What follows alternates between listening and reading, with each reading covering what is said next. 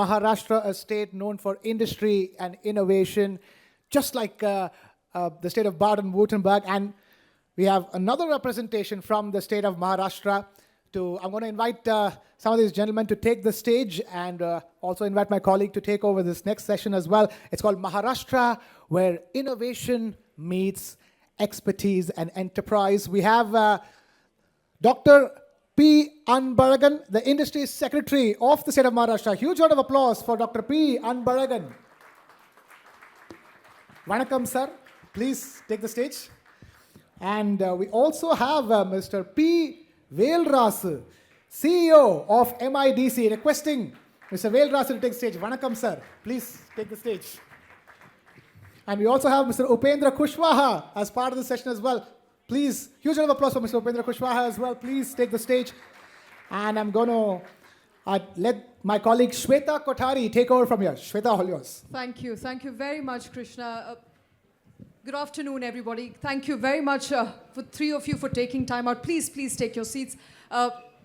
We've heard a lot about Maharashtra in the last couple of hours. We heard how Maharashtra is the hub of industries, of startups, of the revolution that India has seen by the way of economic development. Also, it's the home of Mumbai, which is the financial capital of India. And do you know how rich Mumbai is? Well, it's the 12th richest city in the world, but the richest people in Mumbai have wealth over $1 trillion. Now, the volume of that money is, when you compare it to the Indian and German economy, which is about $4 to $4.5 trillion. So that's how rich Mumbai is. And what is making it rich? Let's talk about that. Dr. P. Anbalagan, what exactly is making Maharashtra stand out? Why is it a financial powerhouse? Why are people so rich there as compared to the rest of the country? Thank you for the opportunity. So I think we have heard of a minister, also our Honorable Chief Minister. Like if we had been us like a country, we would be like 19th largest economy on a PPP terms. This is what we want to say. And secondly, unaudited numbers are like 570-80 billion is about the size of the economy. The state is going to be the first $1 trillion economy, sub-national economy for the country. This is one thing. As a legacy, Maharashtra was like home to the entrepreneurs. As a legacy, the Maharashtra advocated always the ease of doing business, and we make the investors, entrepreneurs very, very comfortable even in a foreign soil. So that is what the I would say universal selling point for the Maharashtra in the front. And Maharashtra also changes with the time. With we have 25 sectors which you look at, like we look at Stuttgart. Still we dominate all the legacy sectors, but while we are also looking at all the sunrise sectors, like we have signed close to probably around $8 billion USD for a semiconductor chip, and also close to be 12.8, almost close to be for a display fab. And very dominant player for the country is defense aerospace. We contribute close to around 1/3 of weaponry for the country, and almost I would say 1/5 for the aerospace thing. So all the sectors you need solar vapors, ingots. If you look at all the sunrise sectors, the state is dominating. So we are changing with the time. All right, changing with time. I think that's the message there.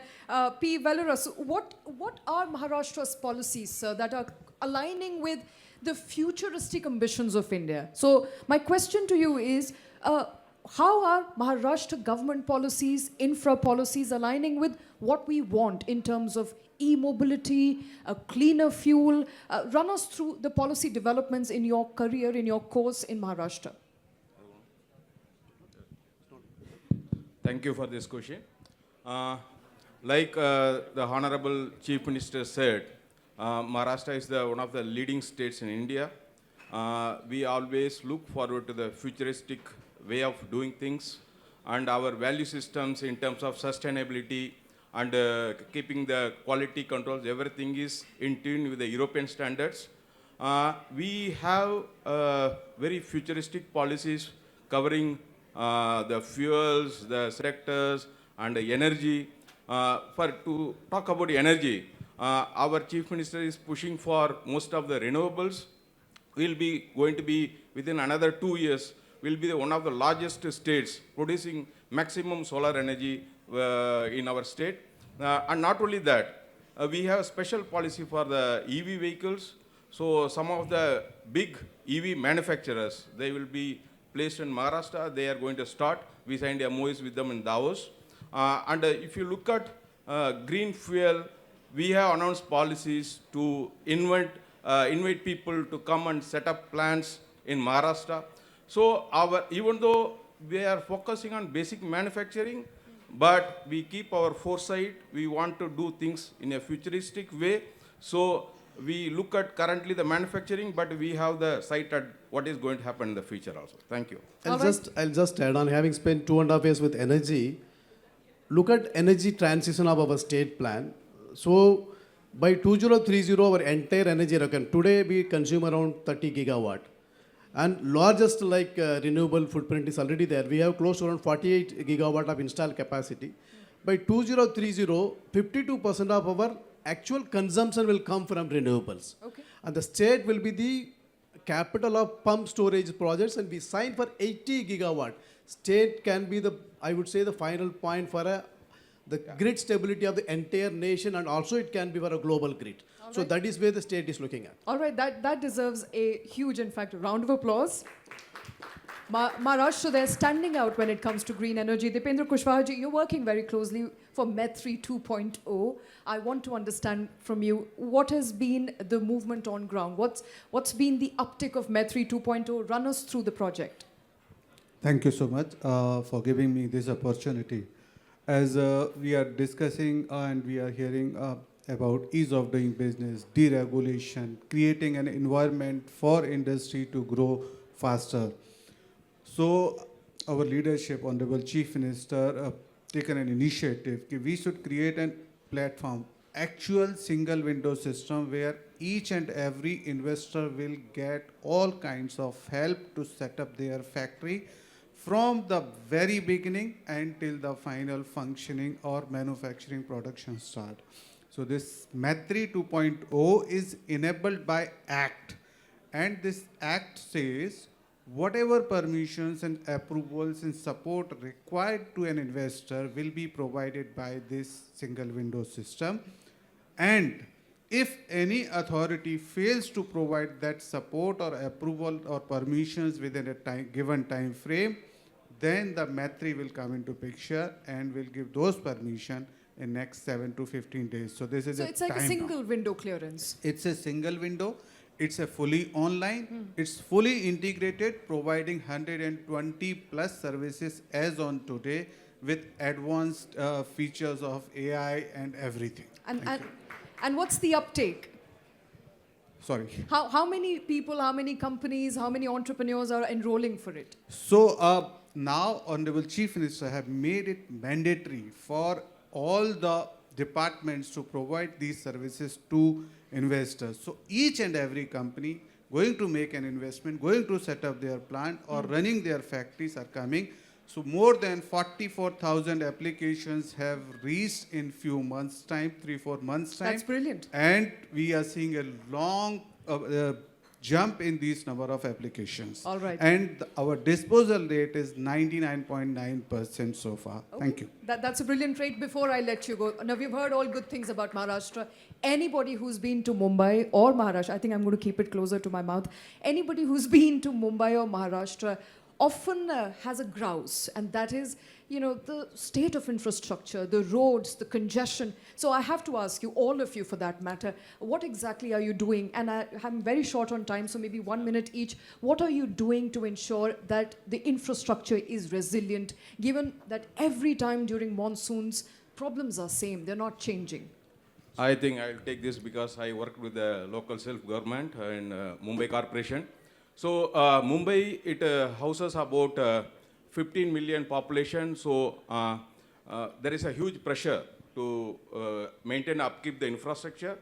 But if you see, in the last 5 years, we have been upgrading the road infrastructure in a big way. If you happen to visit Mumbai recently, you would see the coastal road, where there won't be any difference between Dubai or the big cities and Mumbai. And that is only the tip of the iceberg, because what we are going to do is, we are going to encircle the full Mumbai with a coastal road. Okay. It is going to go all the way to the north, till Virar. On the eastern side also there is going to be the freeway, and you know the Setu which is connecting to the Navi Mumbai. So these all infrastructure projects will roll out within 5 years. Not only that, we are going to have about 35 kilometers of metro. That all will be coming into action within another 7 years. That is a plan. And not only that, Mumbai will be having soon at least 2 more airports. So yesterday was a good day where the Honorable Prime Minister, Mr. Modi ji, inaugurated the third airport, that is Navi Mumbai Airport. And we are likely to get another airport north of Mumbai. So we will be like New York, we will be having boasting of 4 airports within Mumbai. And to add to that, we will have the 5th international airport coming up in Pune, and that will be hardly 2 hours from Mumbai. So I think in my take, within another 5 years, there will be a tipping point. You will see massive infrastructure changes in Mumbai. Currently, Mumbai is undergoing that pain of carrying out the infrastructure. So, but the people, we are grateful to the people for tolerating that. But within another 6-7 years, you'll see massive changes in Mumbai. Yeah. Like to add on, Right. 100 billion USD is the number which will be spent in another 3 years. And which Velu mentioned, along with this coastal road, there is like a circle crossing from Vasai Virar to Alibag, which will circumvent, which will bisect Mumbai, Ahmedabad, Mumbai, Delhi, Mumbai, Agra, Mumbai, Pune, Mumbai, Goa. It will circumvent that, so no need to get into the city to get into the port. That's what. And we are coming up with a Vadhavan port. It's going to be the biggest port in Asia, which will also commissioned in 7 years. I'll take 1 minute. As we have discussed about the port, airports, roads, metro, rail connectivity, everything we are working more than 100 billion. Yesterday only our Honorable Chief Minister, he is known as the infrastructure man, said Mumbai in 59 minutes. So from anywhere to any point of Mumbai to another point, you should reach in Mumbai, and he said that we are going to achieve by 2028. Thank All you. right, that's the all timeline. one Mumbai. You know, okay. You know, there has to be a question on the equitable infra development as well. There are places in Maharashtra, including Vidarbha, Marathwada, that do not have enough industrial nodes or hubs. What is the government doing about I it? will just take this question. 2 corridors, which one is already completed, like some prosperity corridor we call it, which connects like our winter capital Nagpur, the eastern part of the state, with the Mumbai. It's almost close to 720 kilometers. It will have at least minimum 15 industrial nodes on way. It caters almost 17 districts which were like interland. This is one thing which we are doing. Secondly, the similar highway, prosperity corridor, like on like access controlled highways coming, connecting Nagpur to Goa, Panjim. So the entire Maharashtra, both like I would say the central Maharashtra and the eastern Maharashtra will be connected. Secondly, the state boasts world's one of the best iron ore reserves in place called Gadchiroli. Probably in another 5 years, we will be producing 30 million tons a year. Only about 10% of the steel will be produced from one district. So the entire like interland of like Gadchiroli, Chandrapur, which are part as well sometimes like I would say like a Naxalism affected area. So absolutely, there is also a way in connecting with 4-lane with all the district quarters with the divisional headquarters, like the big towns. So that way, like state is looking into the inclusivity and our policy also. If you like add on like more than 50% of the women workforce, you get more than 10 to 20% of the incentives. That way, like inclusivity is brought not only like Mumbai, Nasik or Pune, also into like other like eastern part of the state. All right, I think with that we've come to the end of this fireside chat. Mr.